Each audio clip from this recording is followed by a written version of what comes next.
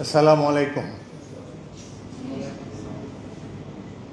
গণপ্রজাতন্ত্রী বাংলাদেশের সংবিধানের 50 অনুচ্ছেদের দফা 3 অনুযায়ী মহামান্য রাষ্ট্রপতি জনাব মোহাম্মদ শাহাবুদ্দিন তার স্বাক্ষরযুক্ত পদত্যাগপত্র আজ 24শে জুলাই 2026 9 শ্রাবণ 1433 তারিখে রোজ শুক্রবার অপরাহ্ন 5টা 1 মিনিটে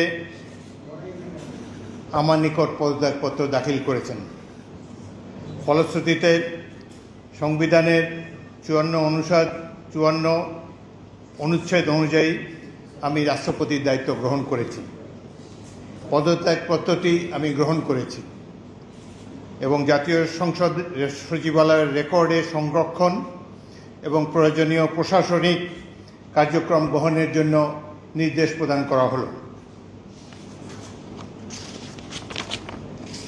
কেন তিনি পদত্যাগ করেছেন এটি নিশ্চয়ই জানার কৌতূহল আপনাদের মধ্যে রয়েছে। তিনি লিখিতভাবে জানিয়েছেন যে তিনি গুরুতর অসুস্থ, হৃদরোগ, উচ্চ রক্তচাপ, ডায়াবেটিস ও কিডনি জটিলতায় তিনি ভুগছেন। তার হৃদযন্ত্রে বাইপাস সার্জারি হয়েছে। ইদানিং স্বাস্থ্য পরীক্ষার অটোনমিক নিউরোপ্যাথি নামে রোগ শনাক্ত হয়েছে। এই রোগের কারণে তিনি মাঝে মাঝে অচেতন হয়ে পড়েন।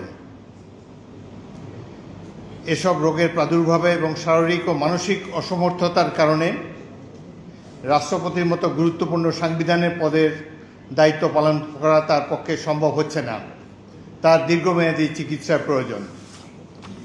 এই কারণেই তিনি স্বাস্থ্যগত কারণে পদত্যাগ করেছেন এবং বাংলাদেশ জাতীয় সংসদের স্পিকার হিসাবে এই পদত্যাগপত্র আমি গ্রহণ করেছি।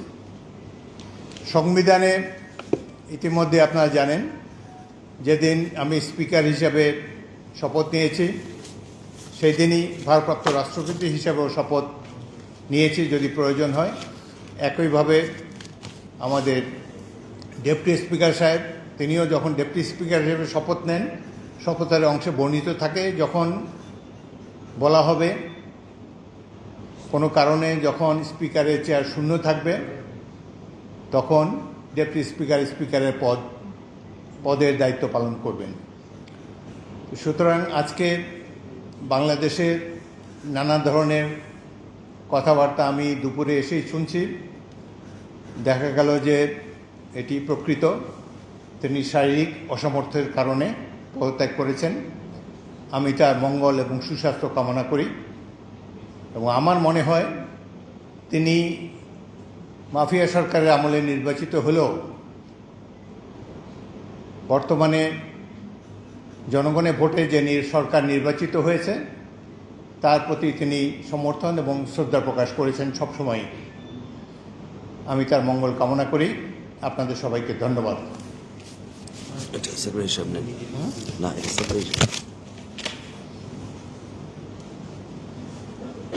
কোনো প্রশ্ন থাকলে একটা দুটো প্রশ্ন করতে পারেন। জি,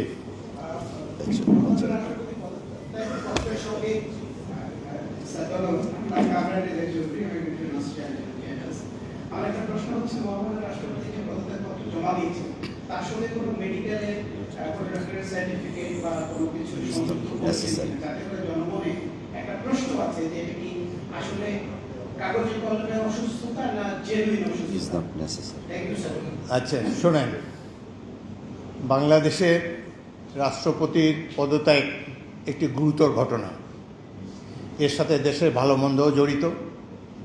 রাষ্ট্রপতি একজন মানুষ, তিনি অসুস্থ হতেই পারেন এবং তিনি রোগেরও নাম প্রকাশ করেছেন, লিখিতভাবে জানিয়েছেন তিনি কি রোগে ভুগছেন এবং মাঝে মাঝে তিনি অচেতন হয়ে পড়েন। এর জন্য ডাক্তারের সার্টিফিকেটের কোনো প্রয়োজন নাই, যিনি যেখানে নিজেই এটি দাবি করেছেন। সুতরাং আমরা আশা করি এই পদত্যাগের ফলে সকল ধোঁয়াশা পরিষ্কার হলো। কোনো ধরনের বিশৃঙ্খলা বা কোনো ধরনের বিরূপ মনোভাব কিংবা কনফিউশন যাতে এসব ব্যাপারে না ঘটে। রাষ্ট্রপতি পদত্যাগের আগেও রাষ্ট্রপতিরা পদত্যাগ করেছেন বিভিন্ন কারণে। রাষ্ট্রপতি দেশের একজন সম্মানিত মাননীয় রাষ্ট্রপতি, তিনি পদত্যাগ করতেই পারেন এবং এই চেয়ার তো কখনো শূন্য থাকে না এবং আমি জাতীয় সংসদের স্পিকার হিসাবে এই পদত্যাগপত্র গ্রহণ করেছি।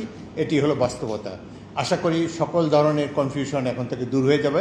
আপনাদের সবাইকে অসংখ্য ধন্যবাদ। মহামান্য রাষ্ট্রপতি একটা প্রশ্ন।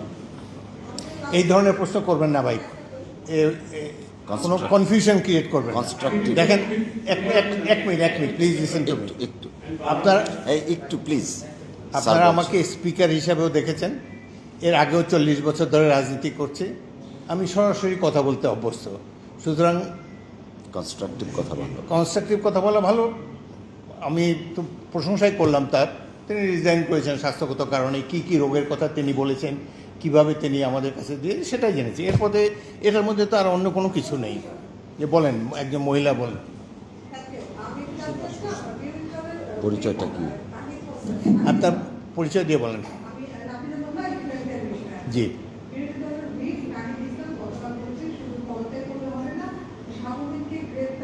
No comment. এ ব্যাপারে আমার কোনো মন্তব্য নাই। একটি গুরুতর সলেম অকেশন, দেশের রাষ্ট্রপতি পদত্যাগ করেছেন। Let us do justice to him. Thank you very much. Thank you. No.